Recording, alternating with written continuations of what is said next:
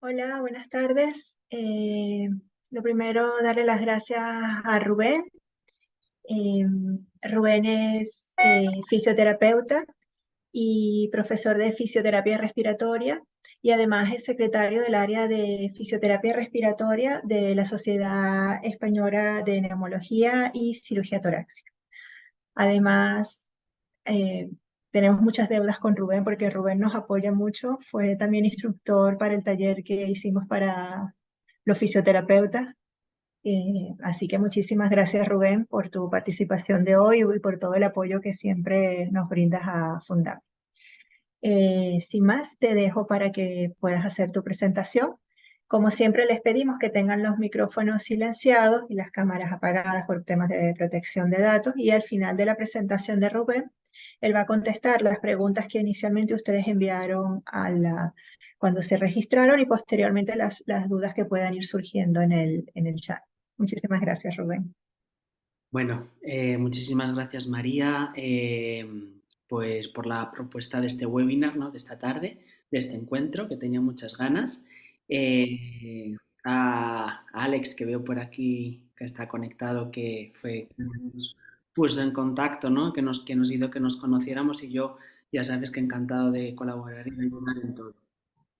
Bueno, como os tenéis que ir conectando, yo os voy a contar un poco lo que he preparado para esta tarde. Para esta tarde os pasé una encuesta que la mayoría...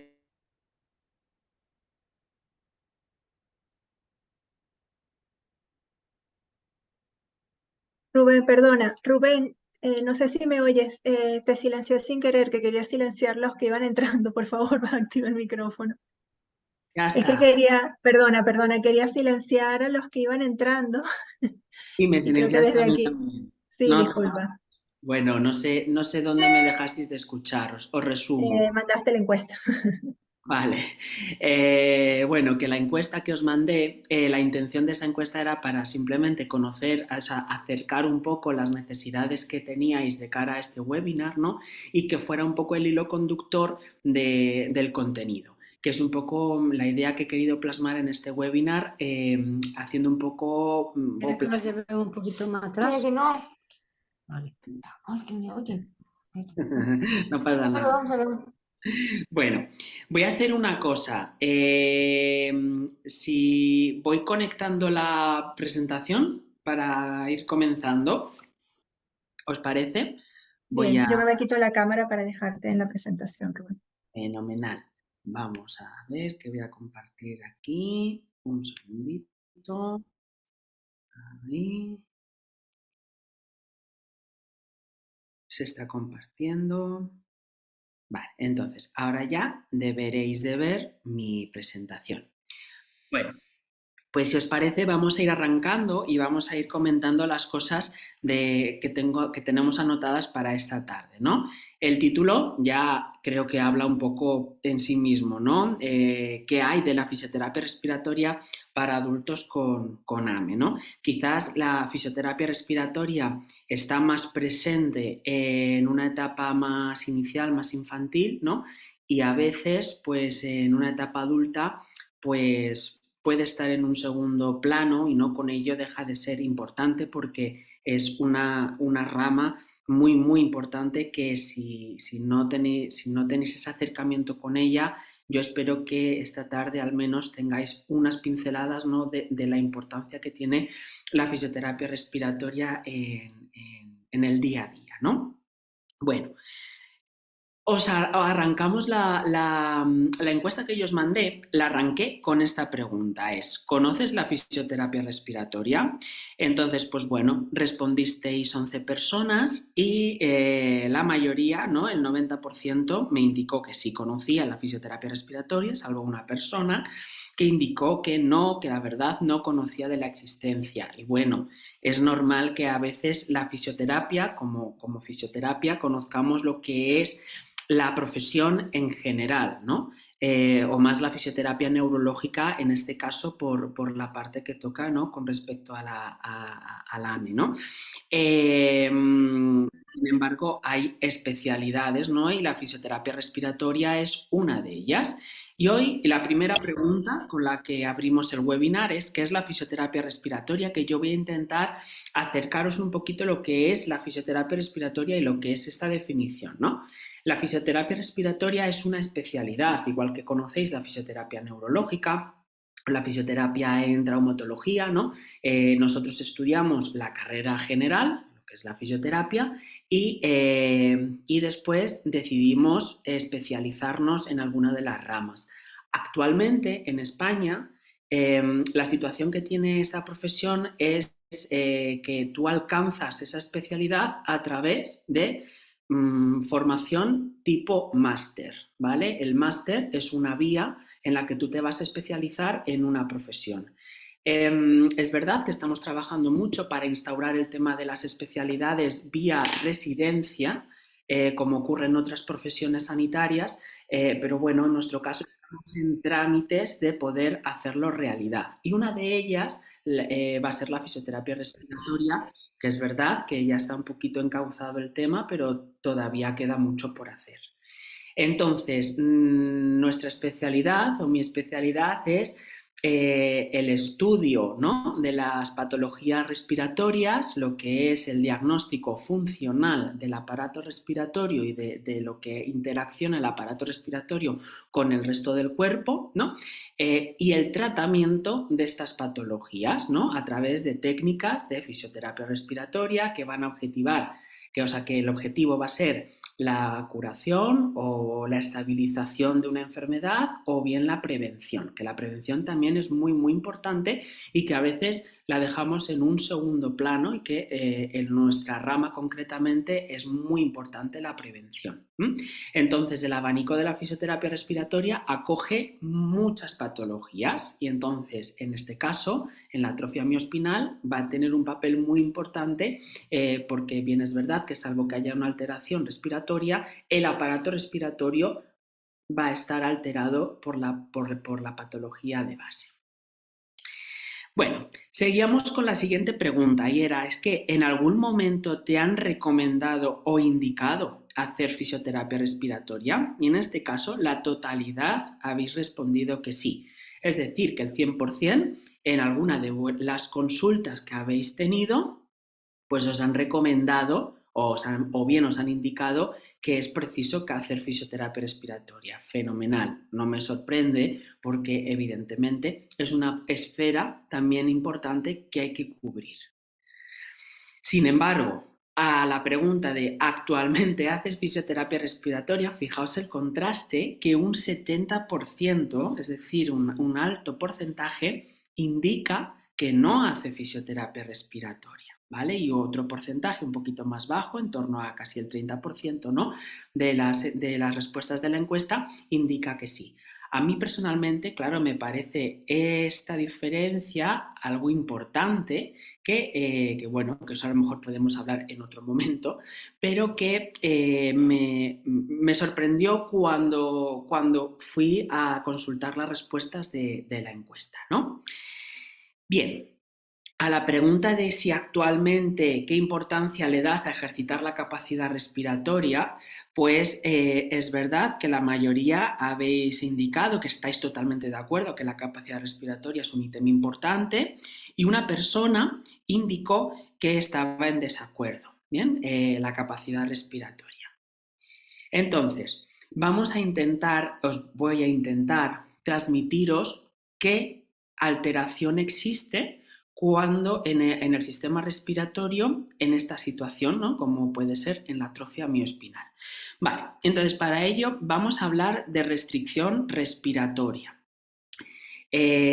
Vamos a entender que el pulmón como órgano, salvo que tenga una patología en sí misma respiratoria, es decir, una bronquitis, no sé, una neumonía, EPOC, asma, alguna patología concreta que afecta a lo que es el tejido respiratorio, vamos a entender que el pulmón como órgano es un órgano sano. Lo que va a ocurrir y donde vamos a tener la alteración es debido a la debilidad que existe, que no va a tener esa forma de poder ventilar, ¿no?, adecuadamente. Por eso hablamos de restricción, es decir, que ese pulmón está restringido en una caja torácica. Entonces, a priori, vamos a asumir el pulmón sano. La alteración respiratoria va a venir dada por la bomba ventilatoria. ¿Qué significa esto? Fijaos aquí abajo. Aquí abajo he representado un esquema de lo que es el sistema respiratorio para intentar entender un poco qué alteración existe. Este esquema es para nosotros, es muy familiar, ¿vale? Porque todos los alumnos cuando asisten a sus clases para aprender, ¿no?, para ser especialistas en esta rama, pues estudian y estudiamos, o yo he estudiado este esquema.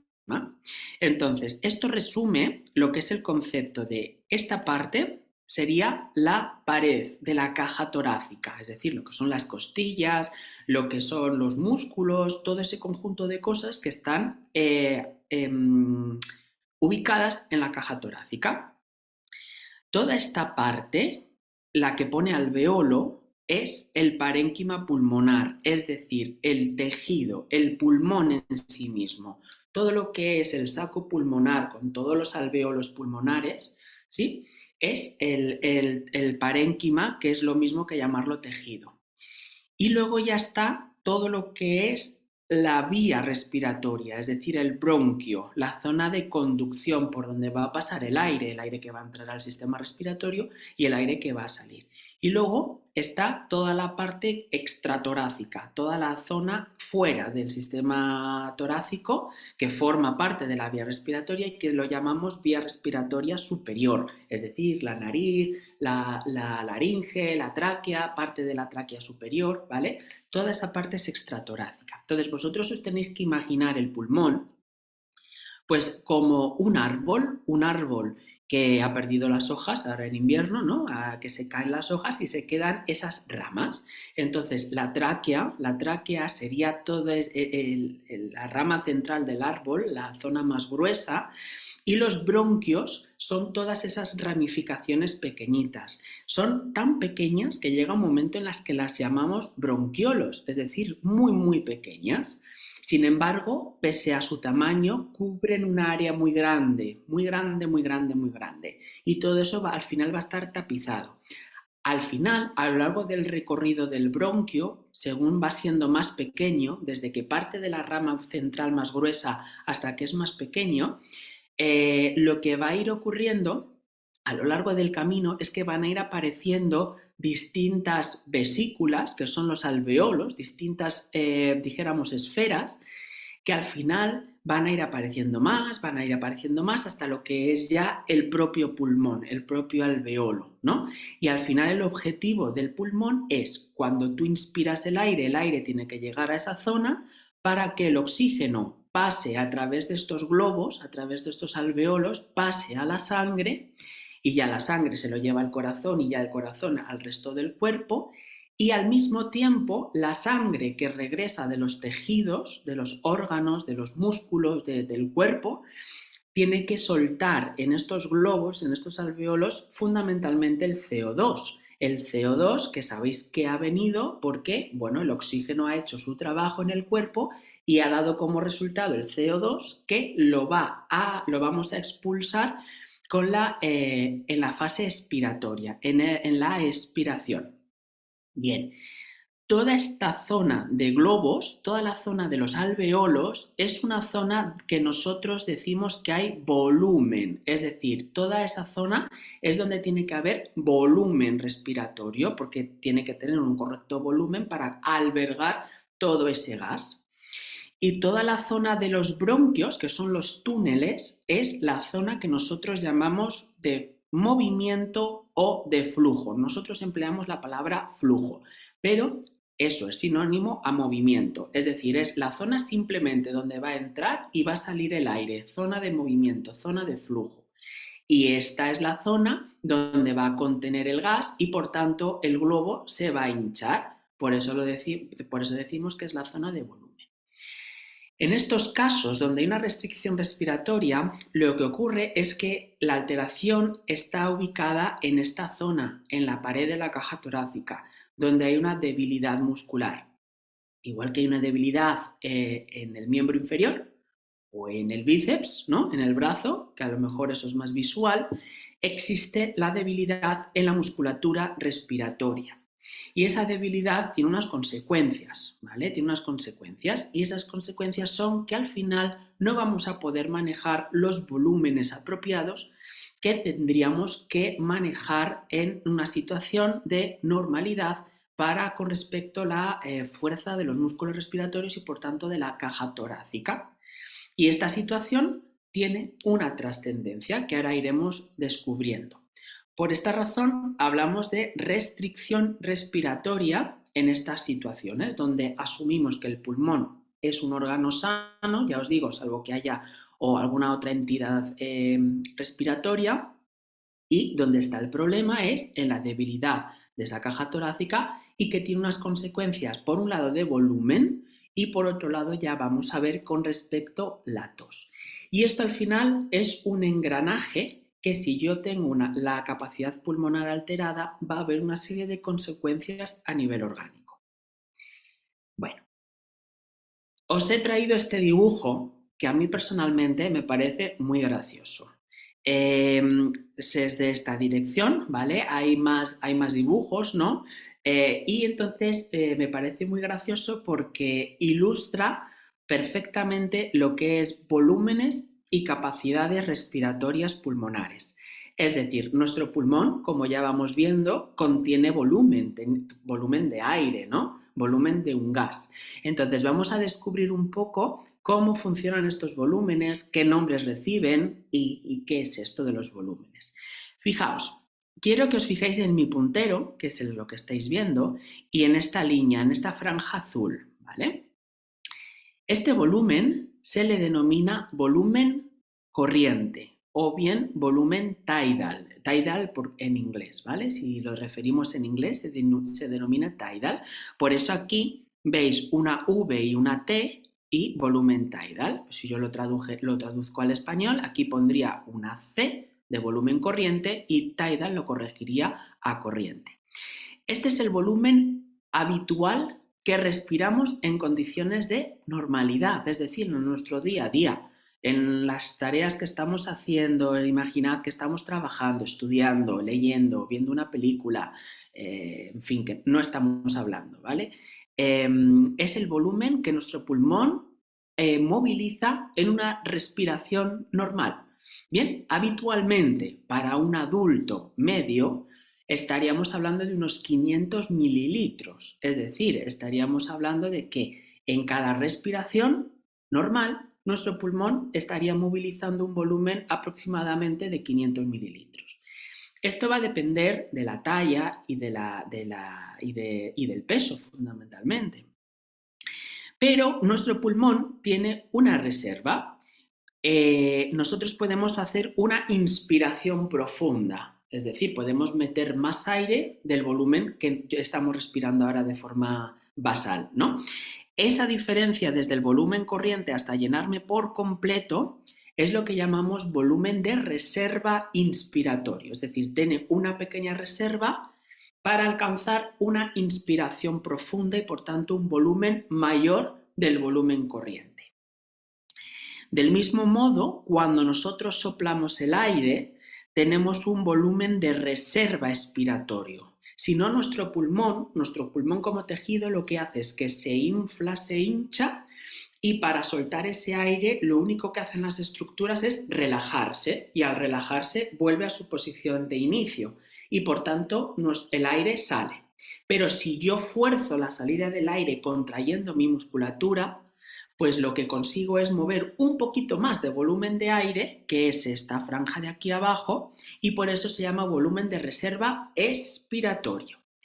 Y luego siempre va a haber un volumen residual. El volumen residual es que se queda dentro del pulmón y ese volumen nunca lo vamos a mover, nunca lo podemos movilizar. Siempre se va a quedar ahí a modo de protección, en realidad, para que el pulmón nunca se llegue a colapsar, porque el pulmón tiene diferentes mecanismos para evitar que haya un colapso. Uno de ellos es que siempre albergue un poco de volumen en el interior, por eso se llama volumen residual. Y luego aquí veis la relación que tienen con las capacidades respiratorias.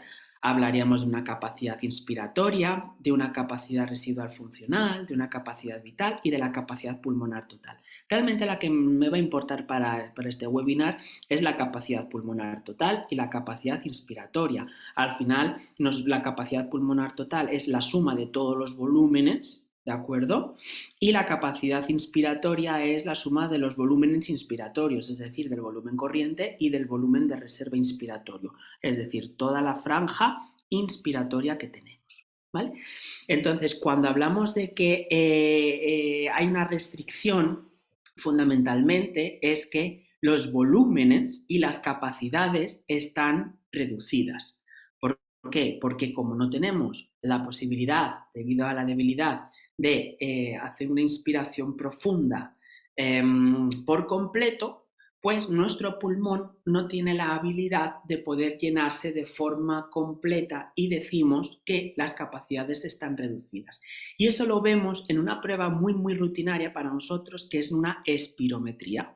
Nosotros en la espirometría vemos varios parámetros, pero en estos casos nos vamos a centrar en la capacidad vital, ¿vale? En la capacidad vital forzada, la FVC. Si tenéis alguna espirometría y tenéis curiosidad, pues podéis consultarla y vais a ver unas siglas que es FVC, que es la capacidad vital forzada. Y fijaos qué curioso, se denomina vital, capacidad vital, porque es la capacidad que tiene nuestro pulmón para mantenernos con vida. De ahí su nombre, capacidad vital, y eso es sumamente importante. Entonces nosotros miramos esos parámetros para conocer el estado de esa capacidad y aproximarnos un poco, porque es verdad que necesitaríamos otra prueba para poder ver la capacidad pulmonar total, pero bueno, con la capacidad vital forzada es verdad que nos acerca un poquito a la situación funcional de ese sistema respiratorio y vemos cómo están esas capacidades de cara cuando hacemos los trabajos y los abordajes, ¿no? Para que os hagáis una idea más esquemática, lo que os trato de explicar es esta imagen. Yo tengo un pulmón cuyos volúmenes y capacidades están conservados y aquí tengo un pulmón restrictivo, ¿vale? Es decir, un pulmón cuyas capacidades y volúmenes están disminuidos. Fijaos la diferencia, ¿no?, del volumen que puede albergar este órgano al volumen que puede albergar este otro, cuya restricción nos va a marcar una capacidad más pequeña. Bien, si seguimos un poco el tema de la encuesta que yo os había propuesto, os hacía otra pregunta y es si conoces la repercusión de la debilidad de los músculos respiratorios. Y aquí fijaos, aquí ya hay un poco de equidad con respecto a las respuestas.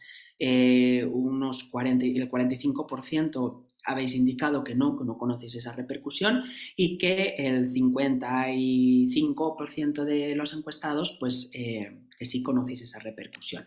Bueno, me parece lo suficientemente importante como para pararnos a explicar qué repercusión tiene la debilidad de los músculos respiratorios. Y yo he tratado de esquematizarlo de una forma muy breve con estas dos columnas.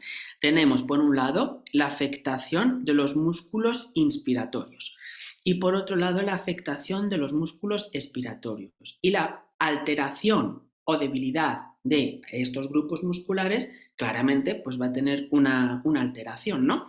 Vamos a centrarnos en los músculos expiratorios, los músculos inspiratorios, sí, bien he dicho.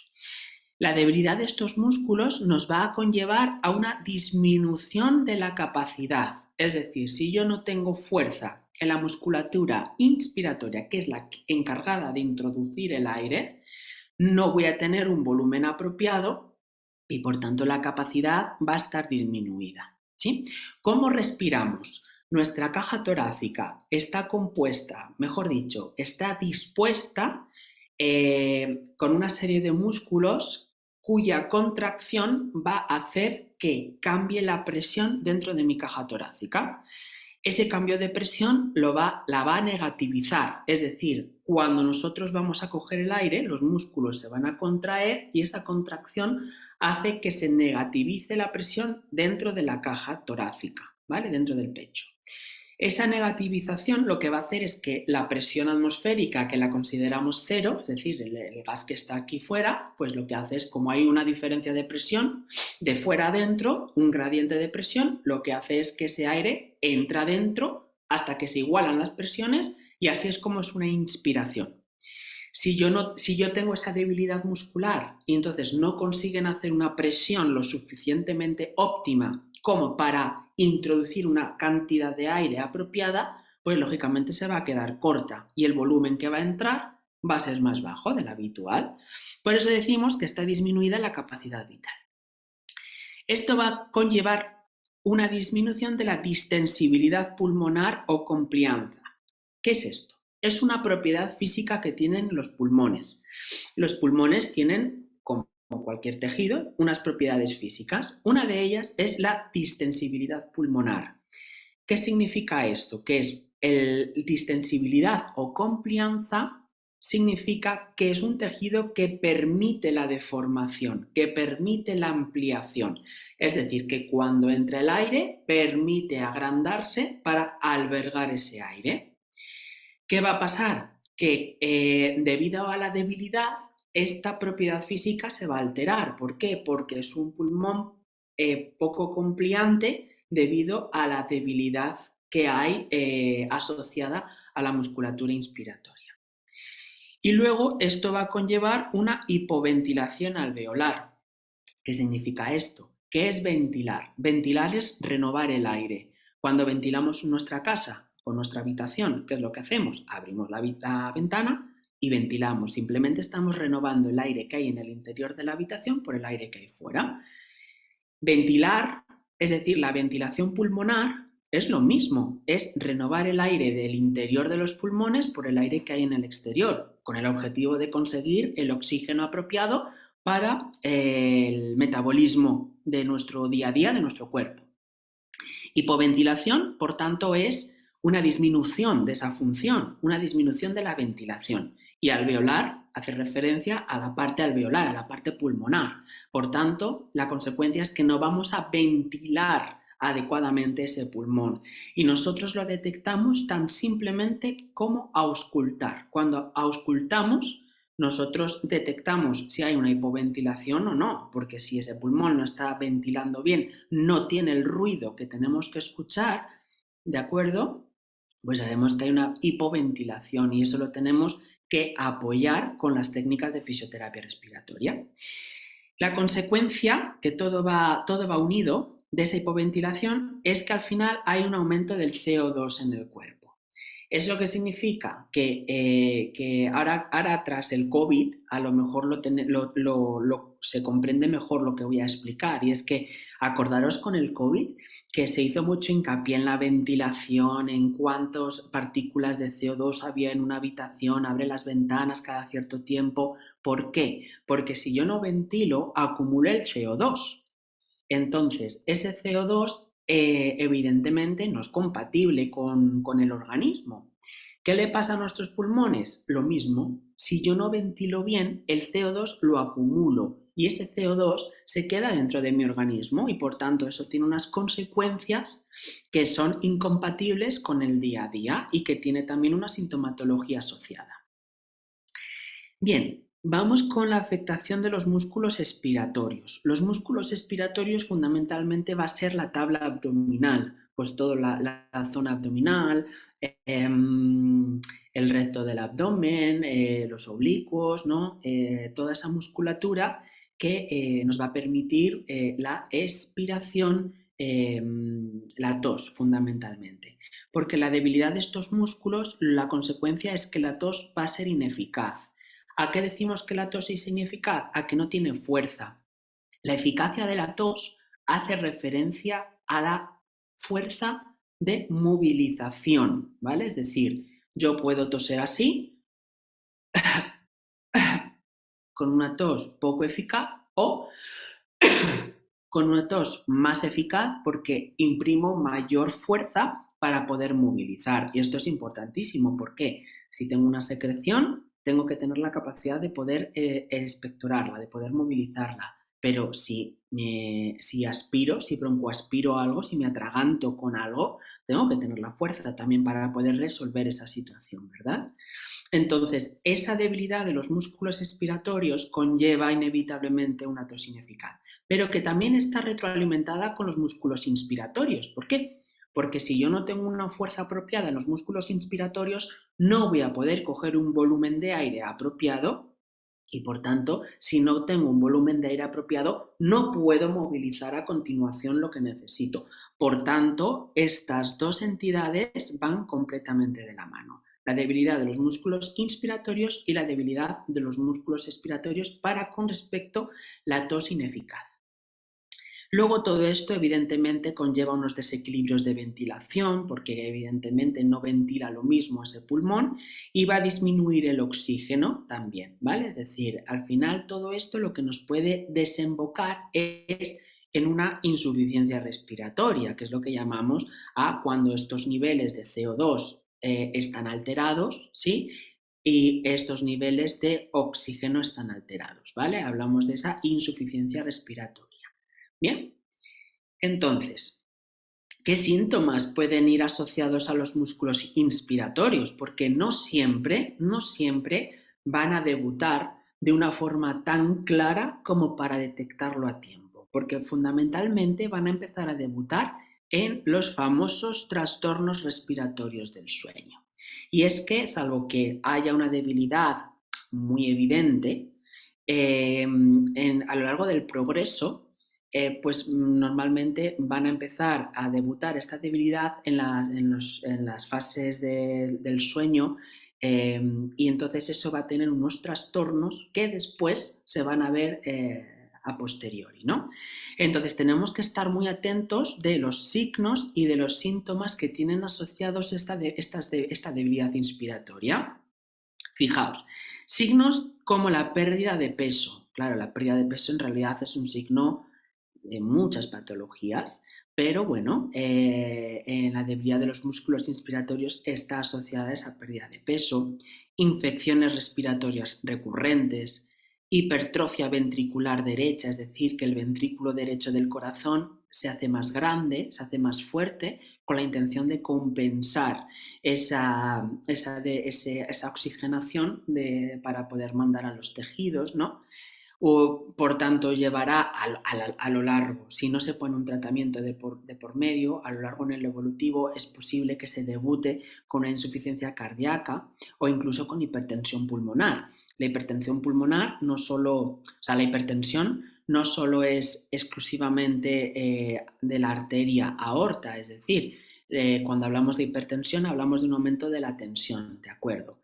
Y la que nosotros tenemos más interiorizada en el día a día, ¿vale? De una forma más cotidiana, es la hipertensión arterial. Cuando hablamos de hipertensión arterial es la tensión que reflejamos en la toma del manguito, en el brazo, por ejemplo, ¿no? Y vemos esa tensión de la arteria aorta y si hay una hipertensión, pues se pone un tratamiento. Fenomenal. Pero cuando esa hipertensión afecta a la arteria pulmonar, ¿de acuerdo? Hablamos de hipertensión pulmonar. Y la detección de esta entidad patológica pues es un poquito más compleja que tomar la tensión en un brazo, ¿de acuerdo? Requiere de una intervención más invasiva por parte de cardiología y un tratamiento en muchos casos más concreto por parte de esta especialidad de cardiología, me refiero, ¿vale? Pero bueno, que al final está asociada al progreso de una debilidad de la musculatura inspiratoria que no ha sido detectada a tiempo o no a tiempo, mejor dicho, que no se haya puesto un tratamiento o no se esté trabajando, ¿no? Y luego también tenemos unos síntomas, desde la fatiga, la disnea. La disnea es la sensación subjetiva de falta de aire, es decir, es una sensación que asociada a una actividad parece que falta aire o falta aire, ¿vale? Esa es una disnea. Dolor de cabeza por la mañana o de forma continua, salvo que haya alguna otra causa, es posible pensar que haya una debilidad, incluso una retención de CO2. Somnolencia excesiva, claro, al final, si está asociado a un trastorno respiratorio del sueño, hay una somnolencia en la que no nos permite estar descansados. ¿Por qué? Porque estos trastornos van a aparecer justamente en las fases de reparación del sueño. Es decir, cuando nosotros nos vamos a dormir, ya nos quedamos tranquilitos en la cama, nos relajamos, nos quedamos dormidos. Claro, ¿qué pasa? Que esa relajación también va al sistema respiratorio y nos relajamos por completo. En los trastornos respiratorios lo que ocurre es que en esa fase de relajación se cierra la vía respiratoria. Desde al cerrarse la vía respiratoria, nosotros tenemos despertares, o bien de forma consciente, o bien microdespertares donde ni siquiera somos conscientes de que nos hemos despertado, de tal forma que el cuerpo nunca llega a hacer un sueño completamente reparador. Entonces, esa es la consecuencia de que estemos un poco somnolientos durante el día. Bueno, una de las consecuencias. Luego los despertares nocturnos, que es lo que acabo de comentar, y la dificultad de la concentración, ¿no? Al final, lógicamente, las alteraciones de todas estas situaciones hacen que a nivel cognitivo pues estemos más lentos, nos cueste un poco más seguir algunas cosas, ¿no? Entonces, al final, como veis, todo esto está muy, muy ligado y es muy importante. Al final, completo este mismo esquema que yo os he puesto antes, ¿vale? Con la restricción respiratoria y este pulmón de una capacidad más reducida, pues tiene estas consecuencias, ¿no? Una baja capacidad pulmonar, una baja ventilación, retención de CO2 o posibilidad de una retención de CO2, una tos débil y un bajo oxígeno, ¿vale? Entonces, al final, como veis, la situación de este pulmón tiene unas consecuencias que son muy importantes. Bien, si seguimos un poco la trayectoria de la encuesta, dice ¿qué grado de importancia le das a la necesidad de hacer fisioterapia respiratoria? Y aquí la mayoría pues habéis contestado que estáis completamente de acuerdo, totalmente de acuerdo, es decir, no tenéis ninguna duda de que hay que darle una importancia a la fisioterapia respiratoria. Y es que al final esto os lo afirmo, es decir, es importante la fisioterapia respiratoria, no os lo pregunto, os lo afirmo. Al final todo esto es un engranaje por completo, donde esta rueda gira y el girar de esta rueda hace que esta gire y hace que esta gire. Es decir, el sistema corazón, pulmón, órgano o músculo están completamente unidos. Yo tengo mi órgano principal, en este caso, que es el que va a conseguir el oxígeno. Necesitamos de este órgano para que transporte ese oxígeno y al final eso contribuye a la energía de nuestro organismo, a la energía que nosotros vamos a hacer. Más gráfico.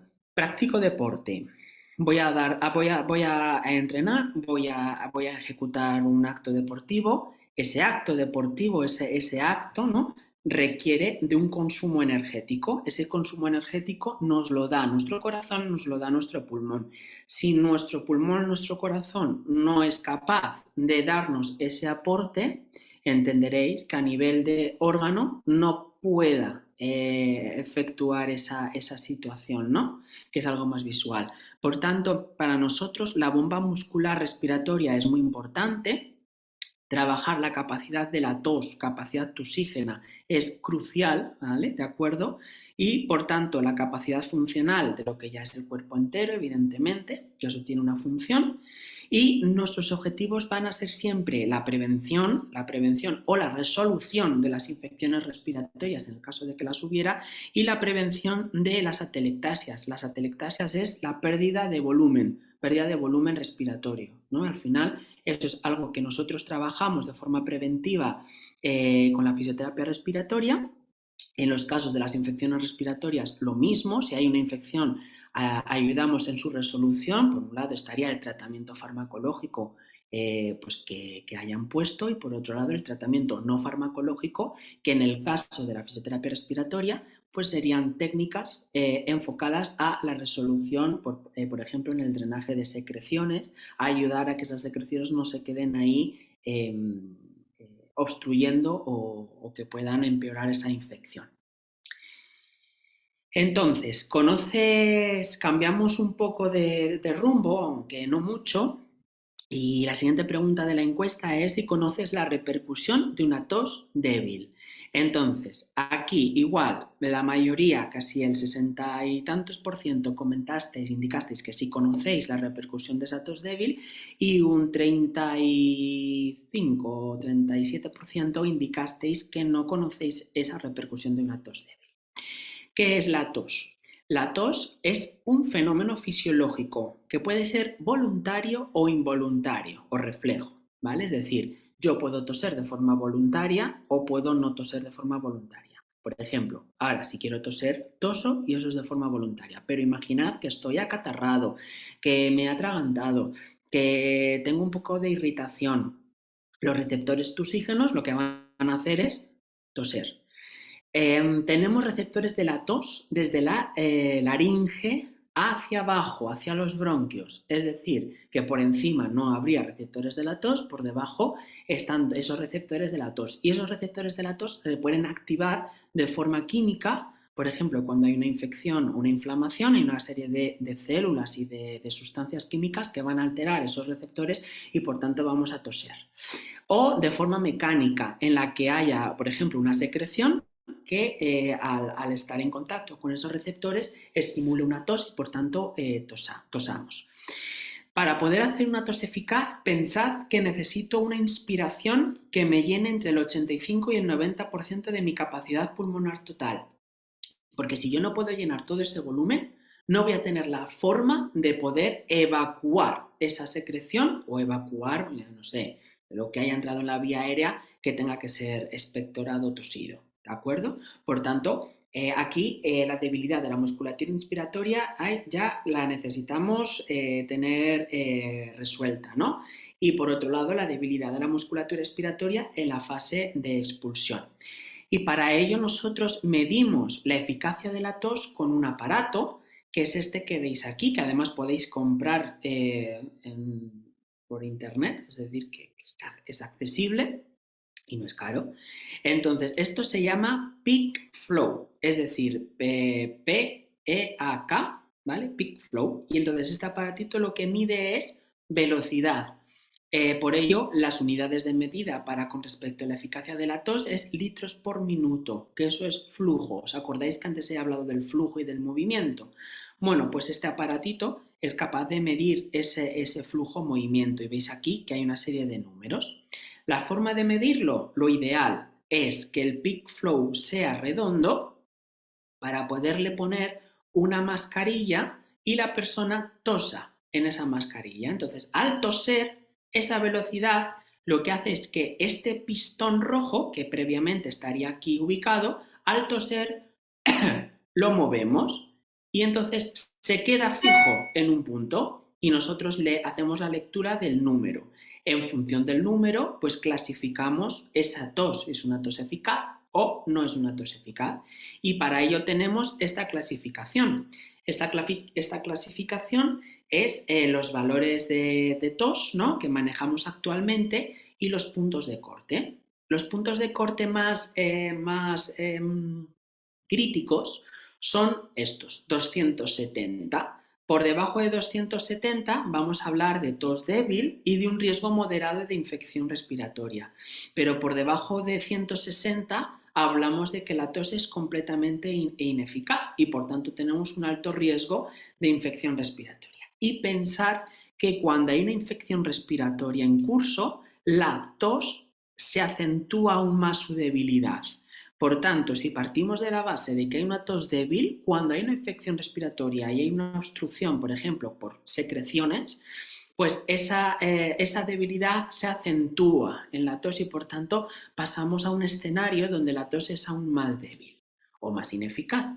Para ello nos apoyamos en instrumentos, ¿vale?, para poder ayudar con respecto a esa tos. De hecho, el punto de corte de 270 nosotros nos ayuda a indicar el asistente de la tos, ¿vale? Es un aparato que lo que hace es asistir la fase inspiratoria y la fase expiratoria para poder movilizar esas secreciones que, bueno, pues que debido a la debilidad o a la ineficacia de la tos no se pueden movilizar. Estas son causas muy generales, ¿vale?, de esa debilidad de la tos. Tenemos causas motóricas y causas puramente bronquiales, ¿no? Y una de ellas, de las causas motóricas, pues es la debilidad de la musculatura expiratoria, ¿no? el dolor también, muy importante, si hay dolor también hace que la tos sea también ineficaz. Y luego alteraciones de la caja torácica, pues pensar si hay una escoliosis muy marcada, una cifoescoliosis, alguna, dijéramos, alteración de lo que es la morfología de la caja torácica, pues también va a constituir o va a ser una causa de que esa tos sea ineficaz. Y luego ya aquí abajo encontráis causas más bronquiales, ¿no? Más del término bronquial, pues que haya alguna obstrucción del bronquio o alguna dilatación bronquial, ¿vale? Eso ya, pero son ya más alteraciones in situ del sistema respiratorio. Bueno, entrando dentro del concepto del manejo respiratorio, pues ya es bien sabido que en la atrofia muscular pues hay un impacto en el sistema respiratorio. De hecho, en las guías de AME, ¿no? Pues en la segunda parte hay un capítulo plenamente para el manejo respiratorio, ¿no? de la patología. Entonces, en el caso a nivel funcional, de la clasificación funcional en aquellos pacientes, ¿no? Con esa clasificación SITERS, pues tenemos uno de los objetivos que es la función tusígena. Ese es importantísimo, ¿vale? Establecer una correcta medición de la capacidad tusígena y ver cómo mejorar esa función de la tos, ¿no? Y luego la espirometría. La espirometría también es otra prueba muy rutinaria en la que se anima que siempre que sea posible realizarla para ir conociendo esos valores de la capacidad vital, ¿no? Es verdad que no existe un consenso muy claro sobre la evaluación del pico de tos o cuando hacer un estudio del sueño. Bajo mi punto de vista, en aquellas personas sintomáticas o sospechosas, ¿vale?, de tener alguna alteración del sueño, hay que recomendarles hacer una prueba del sueño si es que, por ejemplo, no se la han recomendado previamente o no forma parte dijéramos, de la acción de su centro de referencia del cribado, ¿vale? En esos casos, pues habría que insistir un poquito en que habría que hacer esa prueba del sueño para hacer un diagnóstico diferencial o hacer un diagnóstico lo suficientemente precoz en los casos de que haya un trastorno del sueño, ya os digo, por cómo debuta la debilidad de la musculatura inspiratoria. Bien, hablando, cuando me propusieron este webinar y sobre cosas que puedan preocupar un poco en general, una de las preocupaciones que me trasladaron fue la hidratación de la mucosa respiratoria, y es que pensad que es muy importante tener una correcta hidratación de la mucosa respiratoria para que ésta nos ayude y sea nuestro beneficio, o sea, que la mucosa respiratoria en realidad nos defiende. Entonces vamos a entender cómo funciona la mucosa respiratoria y por qué es bueno esto de tenerla hidratada. Bueno, dentro de nuestro sistema respiratorio quiero que sepáis que hay distintos niveles de defensa, ¿vale? No me voy a meter evidentemente en ellos, solamente en uno voy a comentarlo, que es el sistema mucociliar. El sistema mucociliar es un grandísimo sistema de defensa que tenemos en nuestro cuerpo. Toda la mucosa respiratoria que veis aquí, oídos, senos paranasales, la nariz y el tracto respiratorio, está cubierto por una serie de células y esas células contienen unos pelos. Esos pelos los llamamos cilios, ¿vale?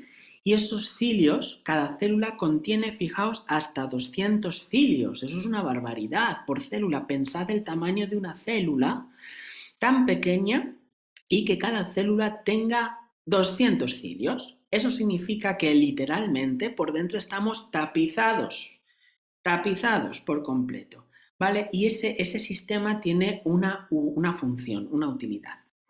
Bueno, perdonadme, vuelvo a una diapositiva que se me ha ido aquí. Quiero que veáis el corte de un cilio. Esto es un cilio, es decir, un cilio, si lo buscáis en internet, pues vais a ver que es una forma de pelo, ¿vale? Pero que los esquemas dibujados siempre lo dibujan con un formato de cilindro. Y lo cierto es que no es un cilindro, porque si fijáis, esto es un corte real de un cilio real, un corte histológico, fijaos que tiene una forma de estrella. Esta forma de estrella es útil. ¿Por qué? La utilidad de esta forma es que agarra mejor la secreción para poder movilizarla. Al final el objetivo de este sistema mucociliar es mover el moco, mover esa mucosa siempre en sentido a la garganta. Significa que todo el sistema mucociliar de la vía respiratoria superior lo va a mover hacia abajo y todo el sistema inferior bronquial, el sistema mucociliar, lo va a mover siempre hacia la garganta, es decir, hacia arriba. Y el moco, la cantidad de moco que nosotros generamos puede llegar hasta los 2 litros de moco al día en situación normal, sin ser patológico, porque el moco es una defensa. Lo que ocurre es que lo vamos gestionando con la saliva, es decir, vamos deglutiendo, la saliva contiene también mucosidad y al final todo forma parte de un continuo, ¿vale? Es decir, tanto la mucosidad que generamos con la mucosidad que vamos movilizando y deglutiendo, ¿sí? Entonces esto forma parte de esta defensa. Entonces, aquí os he hecho yo un esquema, ¿vale? Para que veáis cómo es esto. Es decir, por dentro nosotros tenemos las células y estas células tienen los cilios, ¿bien? Aquí os he pintado de azul todo lo que llamamos capa periciliar. Nosotros lo llamamos así porque es el líquido que hay alrededor de los cilios, es decir, estos cilios están inmersos en un líquido. Por encima de este líquido hay una serie de sustancias aquí, la naranja, que es el surfactante. Esto lo generan los pulmones, ¿vale? Los alveolos, toda la zona alveolar, lo generan unas células muy concretas, los neumocitos tipo 2, y este surfactante lo que hace es que se acopla entre, tiene una utilidad en nuestro pulmón que hace que no se colapse, y por otro lado, cuando ese surfactante sale a la vía respiratoria, se queda entre las 2 capas y lo que hace es como un tapiz rodante para movilizar mejor esas secreciones. Y luego, por otro lado, tenemos lo que es la capa mucosa, es decir, es una capa más densa, que es lo que llamamos moco, ¿vale?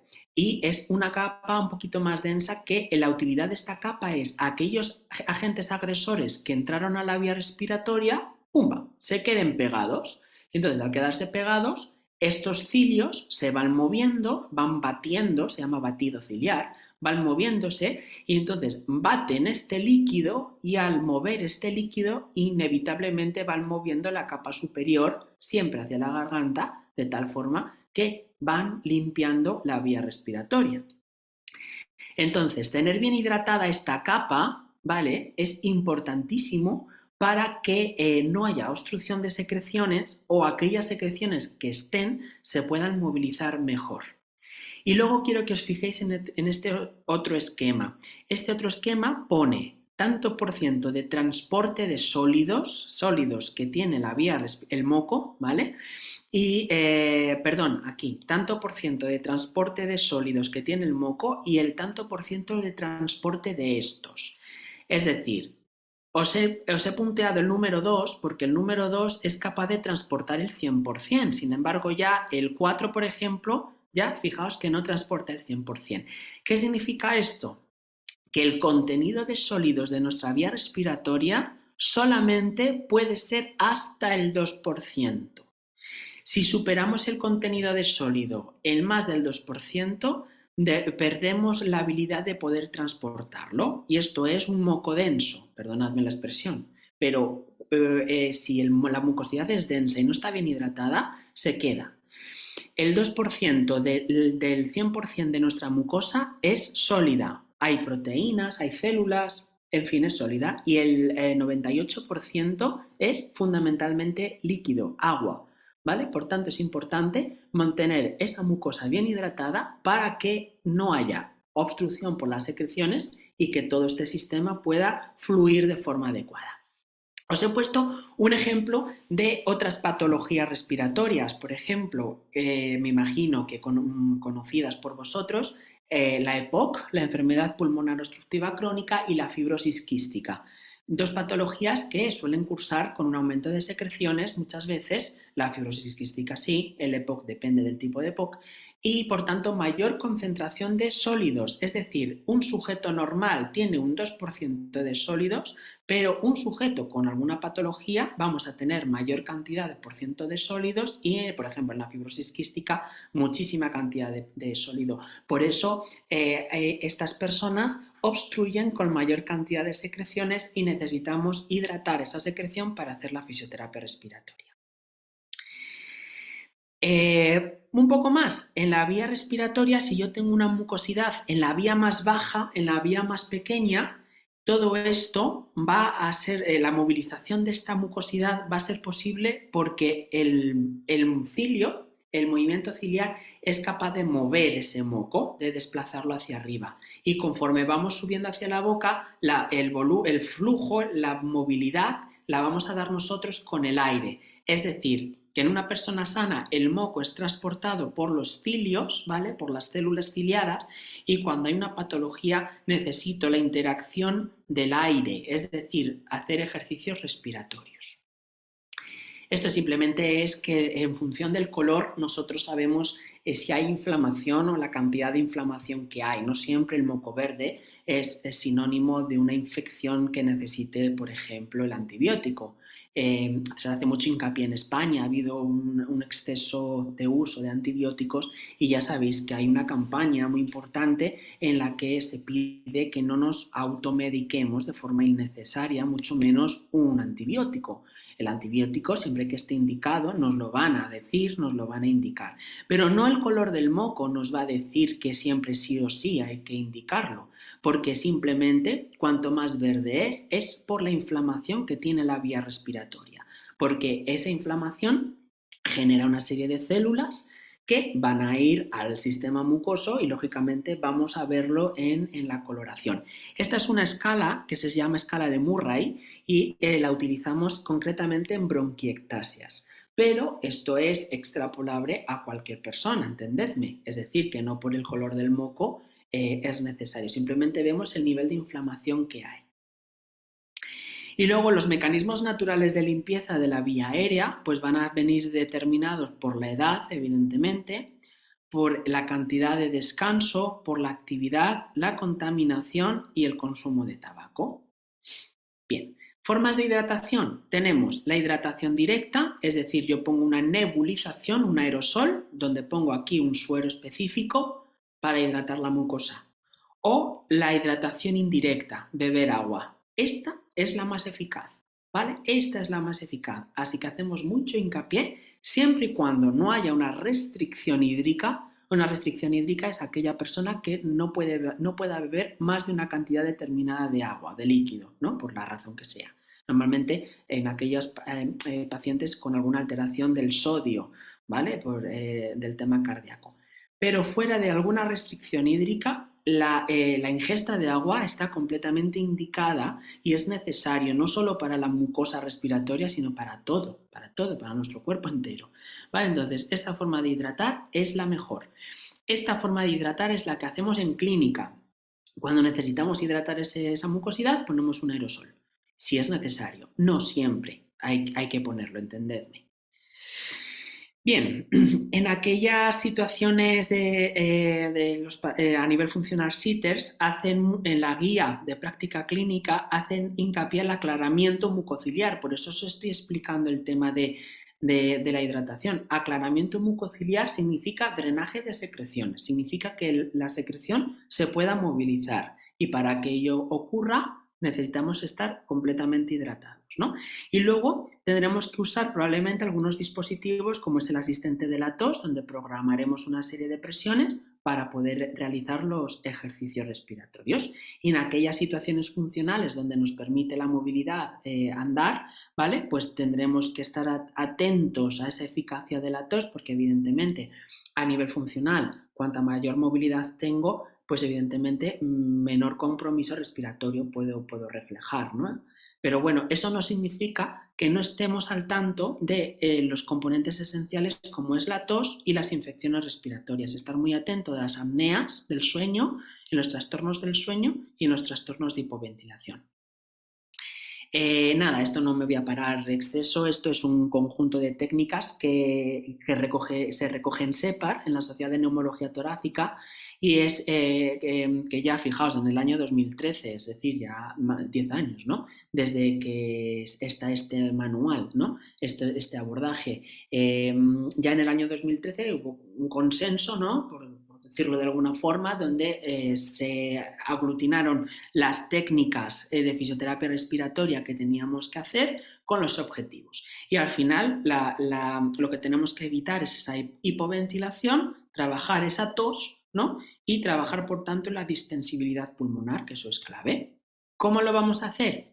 A través de maniobras, como puede ser la hiperinsuflación manual o, lo que es lo mismo, air staking, es decir, estancamiento de aire. Esta técnica consiste en insuflar aire a máxima capacidad inspiratoria, es decir, voy a llenar el pulmón hasta su máximo volumen, que de otra forma no podría conseguir. Entonces, desde fuera yo introduzco ese aire que no se puede conseguir. Entonces, yo lo puedo hacer con un ambú, por ejemplo.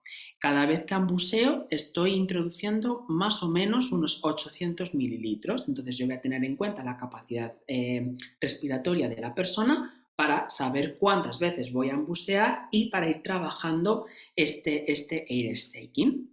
Pero también lo puedo hacer con el asistente de la tos, con la hiperinsuflación mecánica a través de un asistente de la tos, en la cual yo lo programo solo para la fase inspiratoria, es decir, lo utilizo como insuflador y trabajo el mismo objetivo, insuflo el aire para llenar y trabajar ese volumen.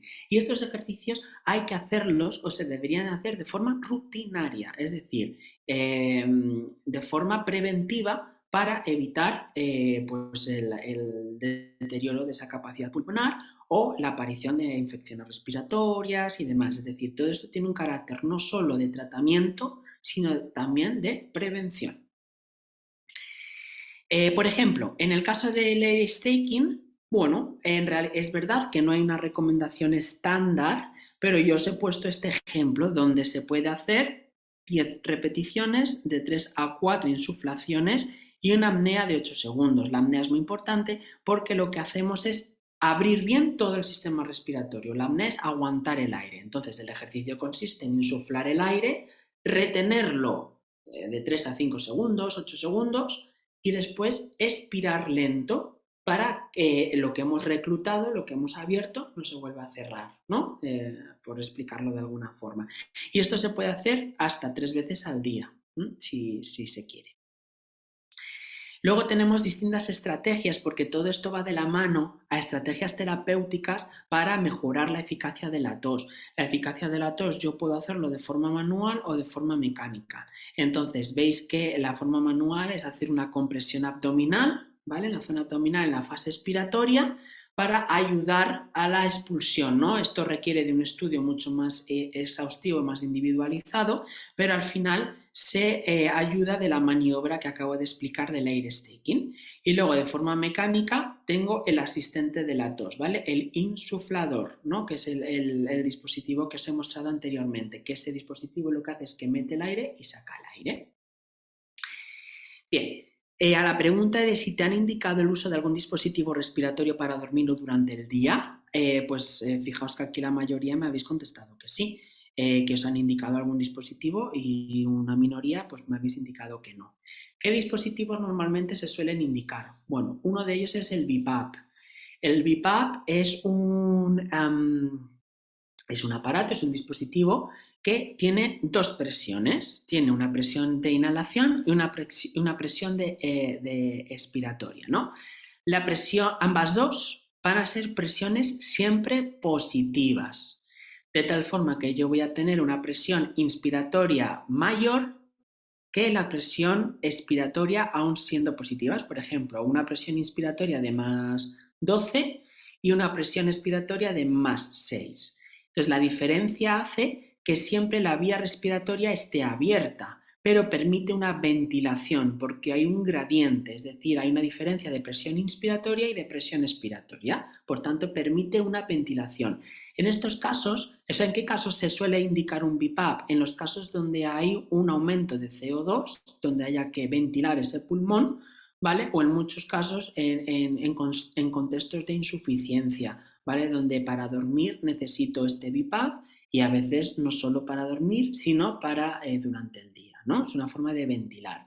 El dispositivo es un ventilador, hay una tubuladura que termina en una interfaz de forma no invasiva, es decir, yo no tengo nada dentro de la vía aérea, lo tengo siempre por fuera, a través, en este caso, de una mascarilla oronasal, que es lo más habitual, o bien unas olivas nasales solamente en la nariz, o bien nariz-boca. Y entonces esto tiene unas cinchas que tiene que ir bien puesto para que no haya fugas y el BiPAP es importantísimo. Si está indicado es importantísimo. No por el hecho de usar el BiPAP haces que el órgano sea menos eficaz. Yo siempre pongo el mismo ejemplo. Si tú eres miope y no ves de lejos y necesitas gafas, te tienes que poner gafas para ver, ¿vale? Es la ayuda que necesitas. No conviertes tu ojo más vago por el hecho de usar gafas, es la compensación que necesitas.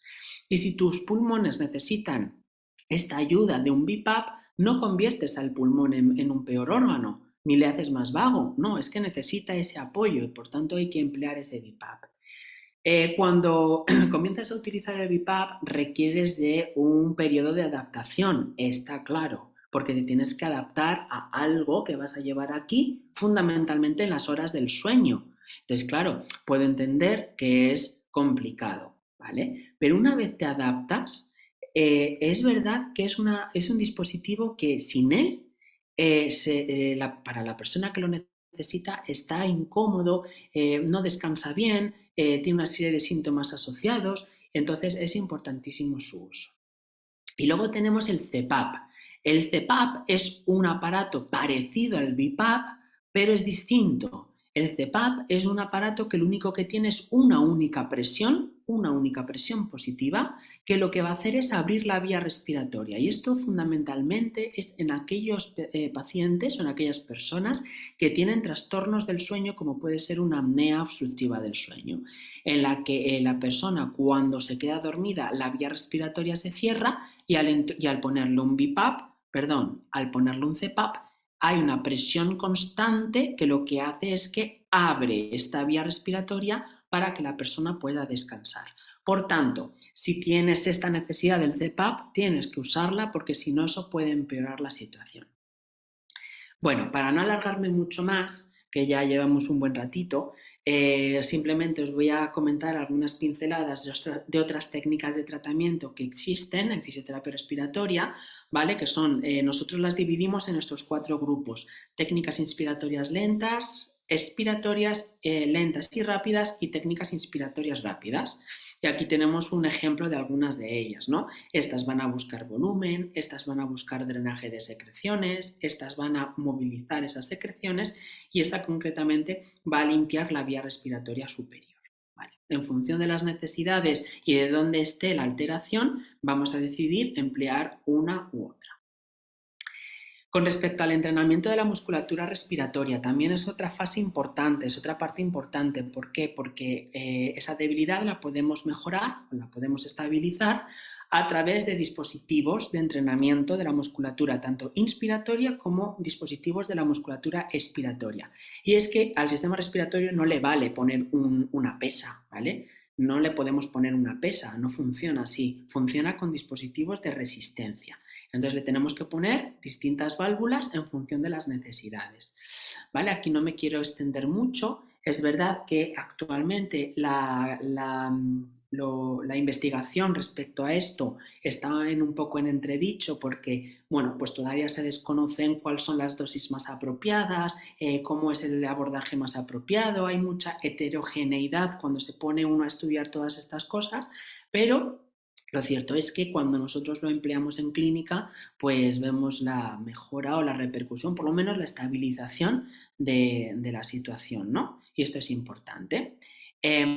Ya se han publicado actualmente los valores y puntos de corte a través de un estudio español, precisamente, de población española, que han llevado a cabo compañeros de la profesión, ¿no? Que esta diapositiva la encontráis en mi perfil de Instagram, a respiratoria, donde aquí he recogido los puntos de corte donde vemos si hay debilidad inspiratoria y debilidad expiratoria para hombres y para mujeres, ¿no? Adultos. Entonces, hay un estudio para estandarizar los puntos de corte en niños, pero ahora mismo está en proceso. Lo que tenemos actualmente es los puntos de corte en adultos, con lo cual estamos muy contentos porque se han actualizado y podemos establecer mejor ese diagnóstico funcional y, por tanto, poder hacer un entrenamiento muchísimo más apropiado. Esto es un estudio que es muy reciente, en 2023, todavía no hay resultados, y es una forma pues, que nosotros tenemos de potenciar. Nosotros hacemos un protocolo, preguntamos una serie de cosas para la hora de potenciar, ¿no? y vemos la eficacia del procedimiento.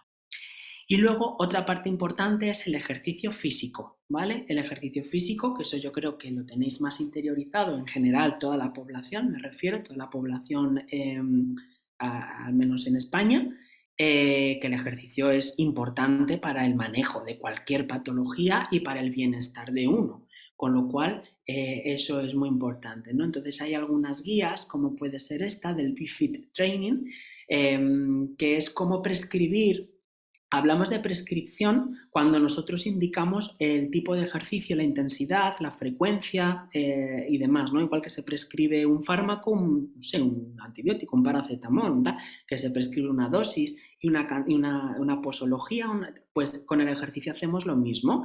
Lo que nosotros prescribimos es el ejercicio aeróbico y se indica porque el objetivo es no entrenar, o sea, no es el entrenamiento per se, es decir, es mejorar esa condición patológica, esa condición fisiopatológica, ¿no? Y entonces, pues bueno, aquí tenemos algunos ejemplos, cuántas veces, con qué frecuencia deberíamos de practicar el ejercicio, 3 días a la semana, ¿vale? ¿Qué tipo de intensidad de ejercicio? ¿Qué tiempo le tendríamos que destinar a este ejercicio físico? Y el tipo de ejercicio, ¿no? Que son las 4 condiciones que nosotros ponemos siempre a la hora de la prescripción, ¿no? Que es importante. Entonces, un poco como conclusiones, ¿no? Que al final la atrofia muscular pues tiene un impacto en el sistema respiratorio y que depende en gran medida, evidentemente, del tipo de AME, al final la parte funcional es importante, ¿no? Se debe siempre individualizar el tratamiento con fisioterapia respiratoria, por eso hay que hacer un estudio y un tratamiento indicado a cada situación. Y las técnicas más frecuentes pues es la asistencia de la tos, el air staking que ya hemos hablado, las hiperinsuflaciones, el drenaje de secreciones, la ventilación mecánica no invasiva como puede ser el BiPAP, ¿no? El entrenamiento de la musculatura inspiratoria y el entrenamiento de la musculatura expiratoria, aunque sigue siendo controvertido, es verdad que lo empleamos muy a menudo. Y luego la prescripción del ejercicio físico, que sabemos que es beneficioso. Entonces, si os parece, damos paso a las preguntas y ya interactuamos un poco más, si te parece, María. Perfecto.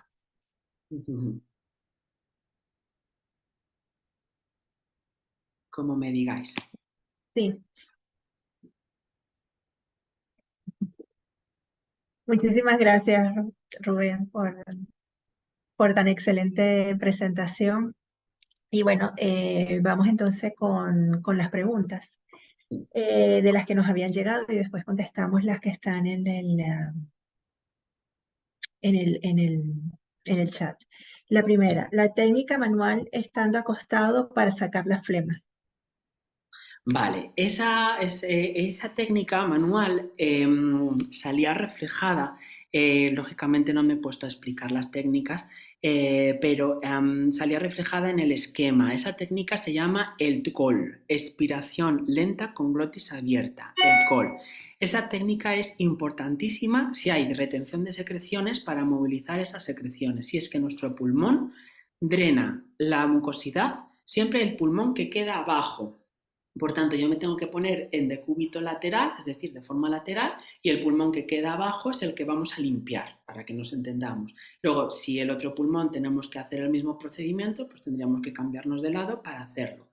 Hace muchísimos años se hablaba de drenaje postural, y el drenaje postural era poner a la persona en diferentes grados con el objetivo de drenar esos bronquios, pero hoy en día sabemos que esa técnica es completamente ineficaz, que no genera ningún beneficio y que las técnicas de drenaje es precisamente la de estar en lateral, la del let call. ¿Podrías mostrárnoslas o sea, cómo se hace la respiración? Que dices, Vale, ¿cómo se a mí que la respiración con glotis cerrada siempre me cuesta tanto. Pues mirar, un truquito es abrir bien la boca. Si yo tengo la boca bien abierta, hay un reflejo que hace que abramos aquí la glotis. La glotis es el espacio que queda entre las dos cuerdas bucales, ¿vale? Ese espacio se llama glotis, espacio glótico. Entonces tiene que estar bien abierto ese espacio precisamente para que haya un intercambio de humedad de la vía respiratoria respecto al exterior y que la secreción se pueda mover. Entonces, una forma de hacerlo es pedir a la persona que abra la boca y al abrir bien la boca, si notáis, haced una prueba, coged vuestra mano y soplad el aire y notaréis el aire frío. Abrid bien la boca y notaréis el aire caliente. Eso es por un fenómeno físico de compresión, entonces evacuamos mayor humedad. Por tanto, para hacerlo es tumbado de lado, la boca bien abierta y exhalar el aire muy lento, muy lento, muy lento. ¿Vale? Se pueden poner incluso boquillas que nos permitan mantener la boca abierta, en fin, pero esa es la idea. ¿Y cuántas repeticiones? No hay un número estandarizado y yo recomiendo siempre un poco lo mismo, hasta que puedas expectorar. Me explico. Subir la secreción a base de tos es completamente erróneo y cansado además. Entonces, la función de esta técnica es llevar la secreción desde la parte más baja a la parte más alta para poder ser expectorada o tosida. Entonces, el objetivo es cuando tú ya aprecies, porque es verdad que eso se aprecia, es una sensación, cuando ya la secreción está más arriba y cuando ya puedas toserla, es el momento de parar y expectorar.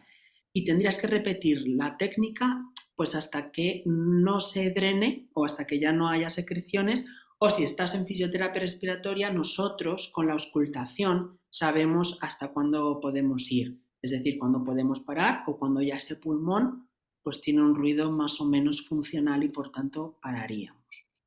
Vale, inmediatamente se acostaría del otro lado y haría el otro, o hay que tener una fase de descanso, ¿no? Bueno, sí, la fase de descanso que cada persona necesite, está claro, porque hay personas que estos ejercicios, si los habéis probado, cansan. Las personas desde fuera lo vemos como algo sencillo, bueno, sencillo es, pero al final cansa bastante. Entonces, los descansos los marcáis vosotros en función de las necesidades. Si estáis bien, hacéis uno y inmediatamente el otro. No habría por qué parar, salvo que sea necesario. ¿Para qué y cómo se usa el ambú? ¿Es importante su uso? Sí, lo hemos comentado con el air staking, con la hiperinsuflación. La hiperinsuflación yo la puedo conseguir o bien con el ambú o bien con el asistente de la tos en formato de insuflador, ¿vale? Luego hay otra forma que es la respiración glosofaringea, pero que esa ni siquiera la he metido porque realmente no es de gran utilidad, ¿vale? Pero bueno, esas son las formas de conseguir la máxima capacidad inspiratoria. Entonces, el ambú es verdad que es el más accesible, no todo el mundo puede disponer de un asistente de la tos, pero el ambú sí es bastante asequible. Entonces, el ambú consiste en insuflar, ¿vale? De una forma más o menos lenta, no hay que tampoco introducirlo de forma abrupta, hasta alcanzar la máxima capacidad inspiratoria. Y se puede hacer con una con una mascarilla o con una boquilla que cojas con la boca y un tubito que va al ambú y entonces insuflas y te vas llenando, aguantas el aire unos 3, 5, 8 segundos y después lo soplas. Y Y también, ¿cuántas repeticiones? aquí habría que llegar a máxima capacidad inspiratoria, es decir, habría que ambusear, por ejemplo, lo normal, ambuseamos 3, 4, 5 veces en aquellas personas que tengan una capacidad mayor, hasta llegar a máxima capacidad inspiratoria y lo aguantamos. Entonces, eso podemos hacer 6 repeticiones, por ejemplo, 3, 4, 5 veces en función de la tolerancia que tengamos cada persona, ¿no? porque a veces nos puede marear, pues a veces nos cansa un poquito más, pues en función de la situación podemos adecuarlo. Eh, ¿Es conveniente utilizar el asistente de tos a diario? Sí, si lo tenéis, sí. ¿Por qué? Porque el asistente de la tos nos va a ayudar a hacer estas técnicas, la que acabamos de comentar, la insuflación, si lo programamos como insuflador. Y si necesitamos para movilizar secreciones, pues necesitamos emplear el asistente de la tos. Normalmente vienen con una serie de programas programados previamente, entonces esto simplemente es cuestión de que os dejen programados o bien vuestro fisioterapeuta respiratorio que lo pueda programar o bien vuestro neumo o vuestro o la persona que dispensa el aparato, me refiero, que normalmente ellos suelen dejar los parámetros que se les han indicado, lógicamente, pero luego eso lo podemos adaptar, ¿no? En función de las necesidades. Hay una serie de parámetros estandarizados, pero no significa que esos sean los útiles para la persona. Entonces ya después lo que hacemos es individualizarlos, pero sí, si lo tenéis hay que usarlo. ¿Qué tipo de ejercicio puedo hacer si tengo poca movilidad y estoy sola? ¿Cantar beneficia? Sí, mira, tengo una paciente que o sea, viene a hacer fisio conmigo una vez a la semana y el resto de los días en su casa hace karaoke. Entonces siempre me dice, ¿me viene bien el karaoke? Y digo, bueno, digo, te viene de fábula. Digo, canta, canta, porque además te diviertes. Claro, todo lo que es movilizar aire, ya sea cantar, hacer ejercicio, hablar, todo lo que sea movilizar aire, evidentemente nos viene bien en la capacidad respiratoria. Y cantar es otra cosa que nos ayuda a movilizar secreciones y a trabajar capacidades, ¿no? Entonces es importante. Si estás sola y la movilidad es más reducida, pues hay una serie de ejercicios que sí que puedes hacer, como pueden ser las ventilaciones dirigidas. Las ventilaciones dirigidas es colocar la mano en la zona abdominal, en la zona del ombligo, soplar el aire siempre con labios fruncidos e inhalar por la nariz intentando llevar el aire al abdomen. Lógicamente no va al abdomen, va al sistema respiratorio, pero intentar sacar la tripita para hacer esa respiración abdominodiafragmática. También podéis llevar las manos a toda la zona costal, ¿vale? Y entonces hacer una expansión costal, ¿vale? O a la parte superior en la que trabajaríamos una respiración superior, ¿no? Y esas son ventilaciones dirigidas que perfectamente se pueden hacer solos y sin la asistencia de nadie más. Rubén, si no podemos llevarnos las manos hasta aquí, igual vale el ejercicio, ¿no? Efectivamente, las manos, pensad que es solamente un feedback, es decir, un feedback donde yo pongo las manos aquí y noto esa sensación y por tanto intento llevar la movilidad a esa zona. No es nada más, es decir, yo puedo hacer perfectamente los ejercicios sin poner las manos en ningún lado. Simplemente me tengo que concentrar en voy a coger el aire y voy a mover el abdomen o quiero mover toda la zona costal más inferior, toda la zona inferior o toda la zona superior, ¿vale? Es decir, es concentración, pero las manos son prescindibles. ¿Es apropiado hacer ejercicio con un inspirómetro incentivado? Pues sí, también. Es verdad que no lo he metido. Esto forma parte de lo que llamamos técnicas instrumentales y el incentivador volumétrico es uno de ellos. El incentivador volumétrico es un inspirómetro donde tú tienes un tubito, vas a coger el aire y vas a subir un pistón. Entonces, tienes que dejar uno de los dos pistones porque el clásico de las tres bolitas, ¿vale? Por favor, ese ya no se debe de utilizar. Ese no trabaja bien, no conseguimos meter volumen y no es un dispositivo que actualmente recomendemos. Lo ha sustituido otro incentivador que son dos columnas. Uno es el flujo, es decir, la velocidad, y otro es el volumen, la cantidad de mililitros que estamos introduciendo en el pulmón.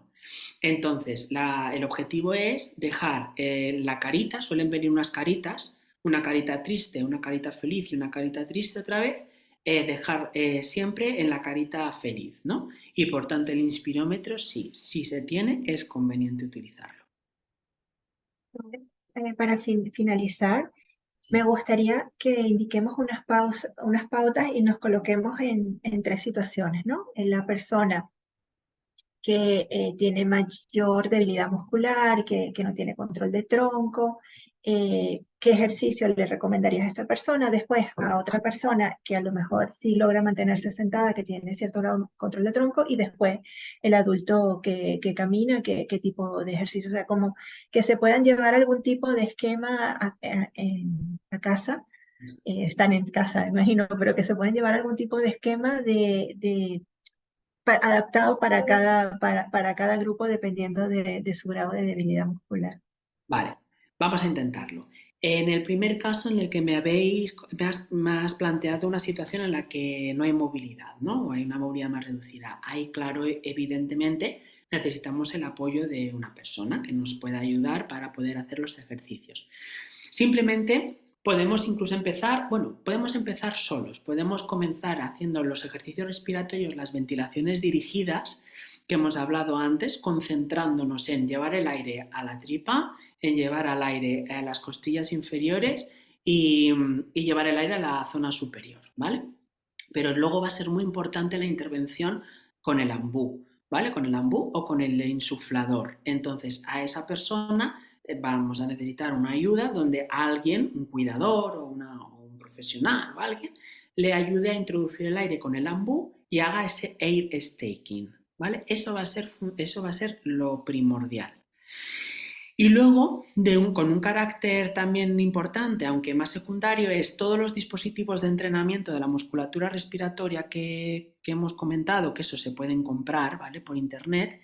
Evidentemente necesitáis a una persona que os lo adecue previamente, pero se puede hacer, por ejemplo, con una mascarilla. Entonces se le coloca a la persona para que venza esas resistencias de una forma muy suave y tolerable, evidentemente, y esas son dijéramos, las pautas más importantes. Si me tuviera que quedar con una, me quedaría con el ambú en esa situación, para poder trabajar la capacidad pulmonar todos los días de forma preventiva.